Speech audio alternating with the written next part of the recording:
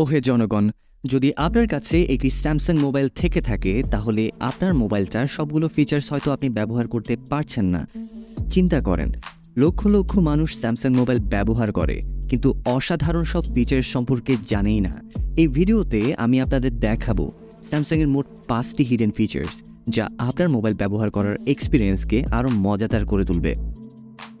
আপনার mobile gallery থেকে একটি ফটো চুজ করুন। ফটোটার মধ্যে আজারে কিছু থাকলে আপনি সেটা রিমুভ করার জন্য এডিট বাটনটাতে ট্যাপ করুন। তারপর 3 ডট সাইনে ক্লিক করুন। এরপর অবজেক্ট ইরেজার সিলেক্ট করুন।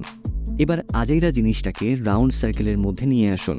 আননেসেসারি অবজেক্টটা সিলেক্ট হয়ে যাওয়ার পর ইরেজ বাটনে ক্লিক করুন। বুম, হয়ে গেল। স্যামসাংয়ের এই ফিচার্সটা কিন্তু মাথা নষ্ট করে দেওয়ার মতো একটা জিনিস এবং স্যামসাং সব সময় কিন্তু তাদের এই ফিচারটাকে খুব ভালোভাবেই সবার কাছে হাইলাইট করে। মনে করেন আপনার একটা ওয়েবসাইট অথবা ইমেইলের অনেকগুলো ইনফরমেশন ছবি আকারে পাঠাতে হবে, আর এর জন্য আপনাকে অনেকগুলো স্ক্রিনশট নিতে হয়। আর স্ক্রিনশট নেওয়ার জন্য প্রত্যেকটি মোবাইলেই আমরা কিন্তু power button plus volume down বাটনটাতে ক্লিক করে স্ক্রিনশট নিয়ে থাকি। যাই হোক, ভিন্ন কিছু দেখবেন। এবার প্রথমে স্ক্রিনশটটা নিন। স্ক্রিনশট নেওয়ার পর যখন নিচে একটি বার আসবে তখন ফুল ওয়েবসাইটের স্ক্রিনশট নেওয়ার জন্য নিচের এই বাটনটায় ক্লিক করুন। যতটুকু স্ক্রিনশট আপনার নিতে হবে আপনি এই বাটনটায় বারবার ক্লিক করতে থাকুন। দেখবেন লম্বা একটা স্ক্রিনশট নেওয়া হয়ে গেছে। জোস না?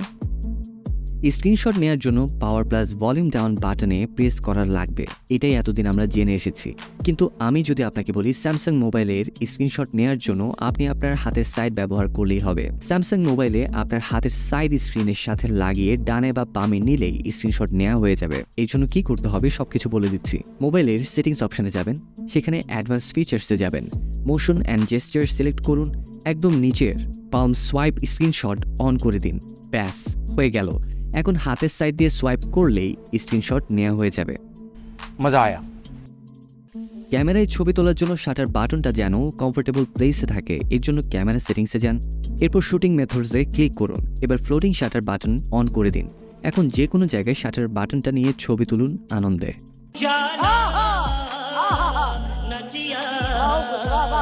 কাস্টম এজ লাইটিং, আপনার মোবাইলের নোটিফিকেশন বারের পপ আপ স্টাইল অথবা কালার আপনি চাইলে চেঞ্জ করতে পারবেন। আর এর জন্য সেটিংসে গিয়ে সার্চ করুন এজ, এরপর সিলেক্ট করুন এজ লাইটিং স্টাইল।